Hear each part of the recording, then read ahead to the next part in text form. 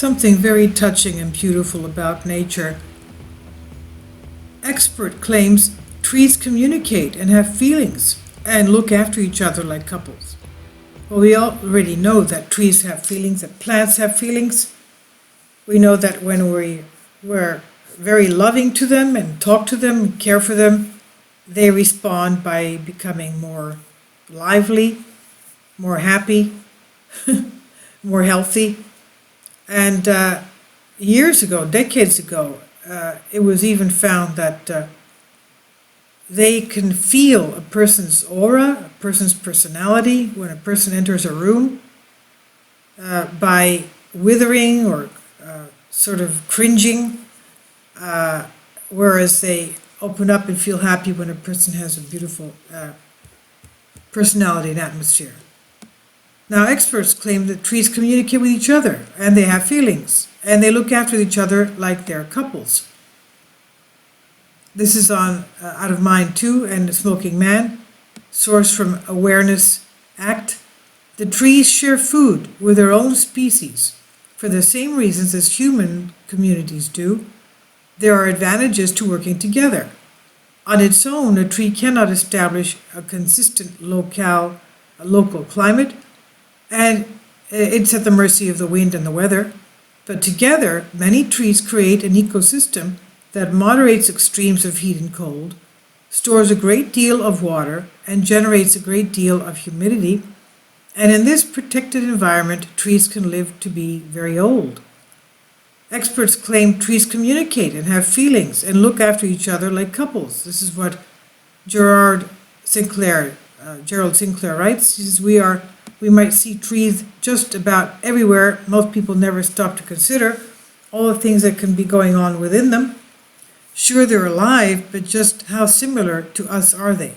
According to Peter Wohlenben, they are capable of so much more than most of us would ever want to give them credit for. Wohlenben has very deep understanding of trees and has researched them for quite some time.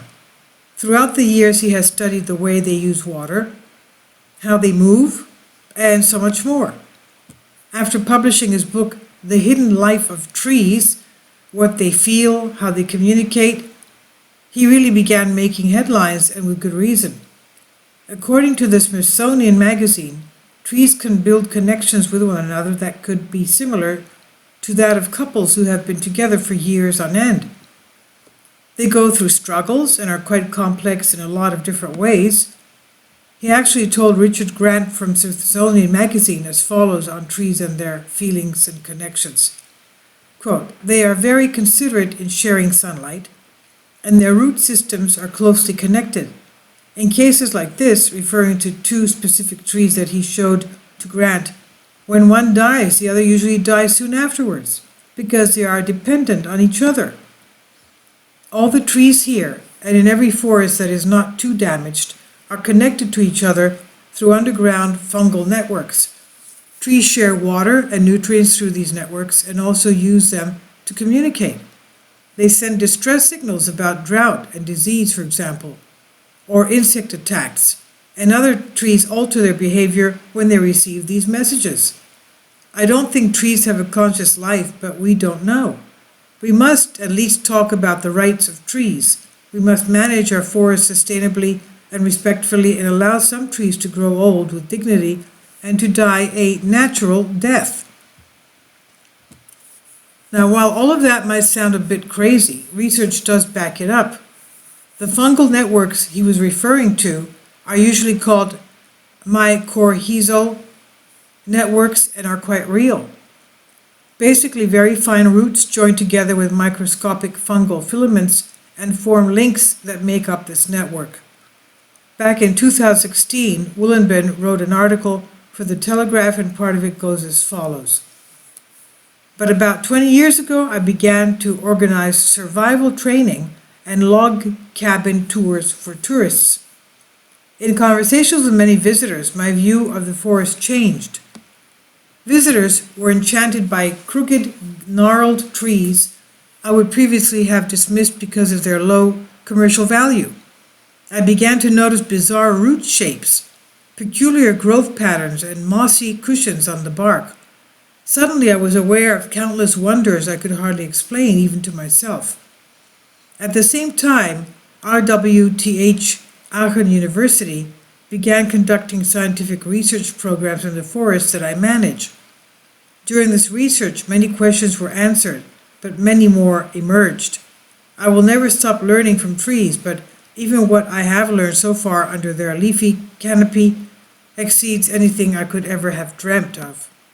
Years ago, I stumbled across a patch of strange-looking, mossy stones in one of the preserves of old beech trees in the forest I manage. Carefully, I lifted the moss on one and found a tree bark. These were not stones, after all, but old wood. It was obviously attached to the ground in some way. I scraped away some of the bark until I got down to the green layer. This indicated the presence of chlorophyll, which makes new leaves green.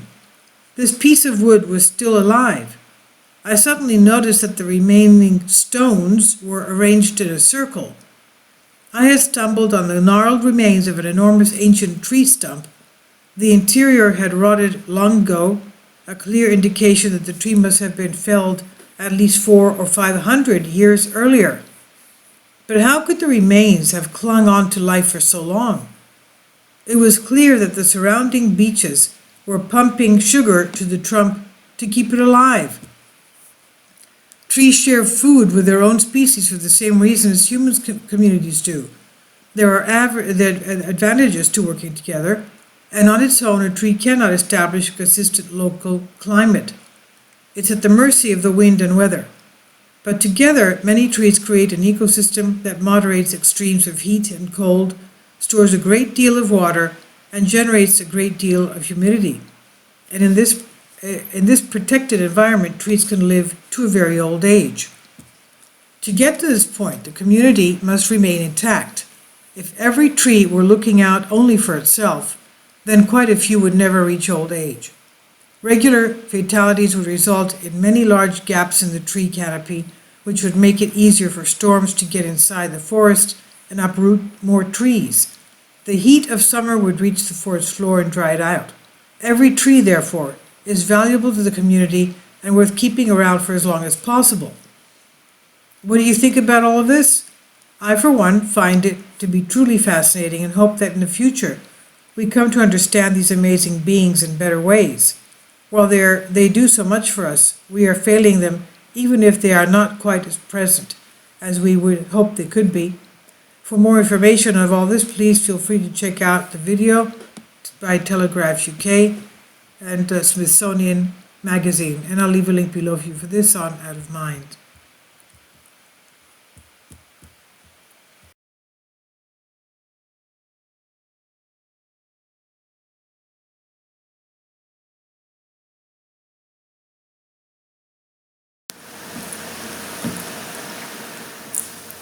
If you'd like to join me on my Patreon account, you will hear content not covered by mainstream media.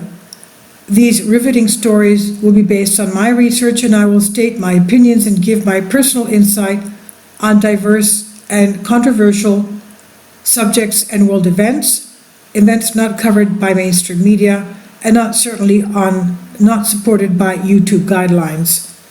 So whatever I have on my Patreon, most of those will not be on my YouTube channel. Please consider becoming a member today. More of the most significant and important videos will be on my Patreon channel. Your support helps me to continue my research and keeps this YouTube channel alive. And we depend on your support, your generous charity, because we help economically challenged families here in Athens, Greece, in Kapota, and we also help the young generation with university tuition and the community around our church. Thank you.